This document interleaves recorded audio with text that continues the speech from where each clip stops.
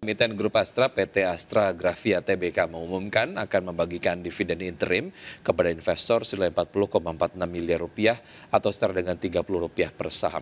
Ya, Corporate Sekretari Astra Grafia Trivena Nalsalita mengungkapkan pembagian dividen tersebut telah sesuai dengan keputusan sirkuler direksi dan telah disetujui Dewan Komisaris Perseroan pada 3 Oktober 2025 di mana ditetapkan pembagian dividen interim kepada investor senilai Rp40,46 miliar yang bersumber dari laba bersih semester 1 2025.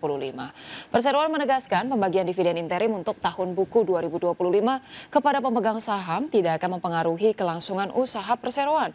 Sementara itu sebagai catatan PT Astra Grafia Tbk mencetak laba bersih senilai Rp106,19 miliar di sepanjang semester 1 2025 dan saldo laba ditahan yang tidak dibatasi penggunaannya adalah sebesar Rp1,73 triliun.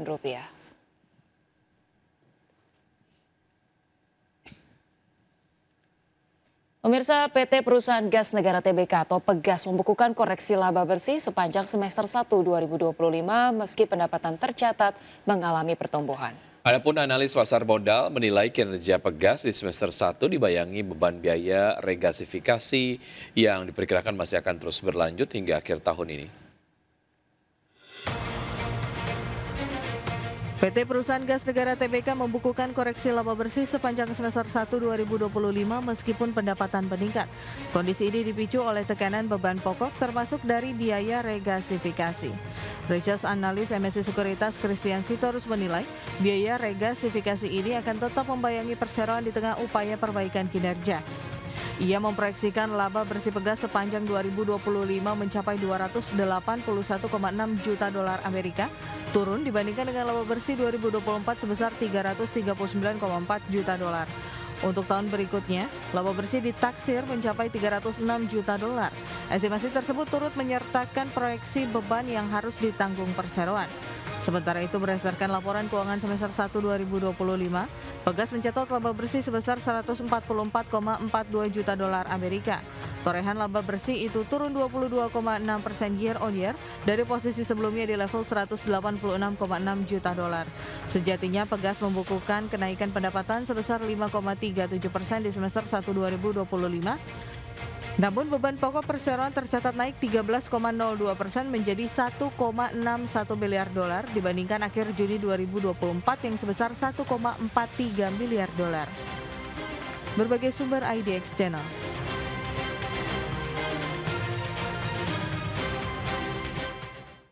Pemirsa, pembangunan ibu kota negara Nusantara terus berjalan sesuai dengan target pemerintah. Ya, dua BUMN konstruksi besar yakni Adikarya dan Wijaya Karya memaparkan progres terkini sejumlah proyek yang sedang dikerjakan di kawasan IKN. Pembangunan ibu kota negara Nusantara terus berjalan sesuai target pemerintah. Dua BUMN konstruksi besar yakni Adikarya dan Wijaya Karya memaparkan progres terkini sejumlah proyek yang sedang dikerjakan di kawasan IKN. PT Adikarya Tbk hingga Agustus 2025 mengerjakan 7 proyek infrastruktur dan 4 proyek gedung di IKN. Di antaranya duplikasi jembatan Pulau Balang 2, peningkatan jalan paket A di KIPP 1B, serta pembangunan masjid di IKN. Sejak 2022, Adi telah menyelesaikan 25 proyek senilai 11 triliun rupiah dan saat ini masih mengerjakan proyek dengan nilai 6,9 triliun rupiah. Sementara itu PT Wijaya Karya Tbk atau WIKA saat ini mengerjakan 6 proyek strategis nasional di IKN, termasuk pembangunan tol Sepinggan paket 1B, tol IKN segmen 3B2 Karingau Tempadung, jaringan IPAL, interkoneksi IPA Sepaku, serta kantor Kementerian PU dan Gereja Basilika Katedral. Nilai kontrak berjalan WIKA saat ini mencapai 4,5 triliun rupiah dari total proyek 10,6 triliun rupiah. Kedua perseroan menyatakan siap mendukung percepatan pembangunan IKN sesuai amanat Perpres nomor 79 tahun 2025.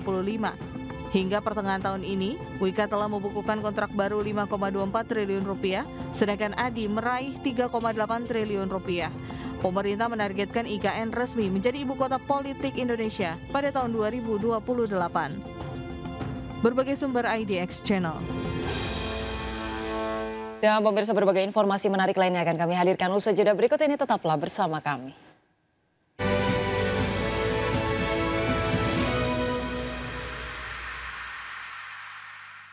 Terima kasih Anda masih bergabung sama kami. Bersama Menteri Koordinator Bidang Perekonomian Erlangga Hartarto mengungkapkan bahwa realisasi investasi nasional hingga kuartal 3 tahun ini telah mencapai 1.400 triliun rupiah. Ya, Erlangga menekankan capaian ini menjadi bukti kuatnya daya tarik Indonesia di mata investor di tengah situasi global yang masih penuh ketidakpastian. Menteri Koordinator Bidang Perekonomian Erlangga Hartarto mengungkapkan bahwa realisasi investasi nasional hingga kuartal 3 2025 telah mencapai 1.400 triliun rupiah. Capaian ini sudah setara 73,68% dari target investasi tahun ini sebesar 1.900 triliun rupiah. Erlangga menekankan bahwa capaian ini menjadi bukti kuatnya daya tarik Indonesia di mata investor di tengah situasi global yang masih penuh ketidakpastian. Pemerintah juga terus menggenjot peran investasi sebagai penggerak pertumbuhan ekonomi dan penciptaan lapangan kerja. Menurut Erlangga, berbagai program strategis telah dijalankan seperti penyaluran kredit usaha rakyat ke 3,46 juta pelaku UMKM dan program KUR perumahan yang ditargetkan membiayai pembangunan 320.000 rumah. Dari CEO Danantara, ini di kuartal ketiga targetnya tercapai, jadi sekitar 1.400 triliun. Dari target kita di akhir tahun ini, Pak Basuki, 1.900 triliun. Kenapa investasi penting? Karena salah satu komponen daripada pertumbuhan ekonomi adalah investasi, dan investasi juga terkait langsung dengan lapangan pekerjaan. Cadangan devisa kita juga baik. Tak hanya itu, deregulasi perizinan usaha juga telah dilakukan melalui regulasi baru yang mulai berlaku 5 Oktober 2025 yang mewajibkan semua instansi menerbitkan izin usaha maksimal dalam 20 hari kerja. Jika izin tidak terbit dalam waktu tersebut, maka otomatis dinyatakan keluar. Tim Liputan IDX Channel.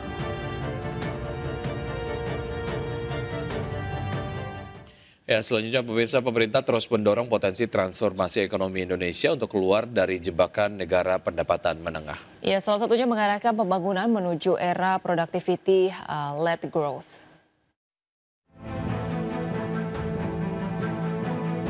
Kementerian PPN Bappenas terus berkomitmen mendorong transformasi ekonomi Indonesia untuk keluar dari jebakan pendapatan menengah atau middle income trap dan mampu bersaing di pasar global melalui peluncuran Master Plan Produktivitas Nasional.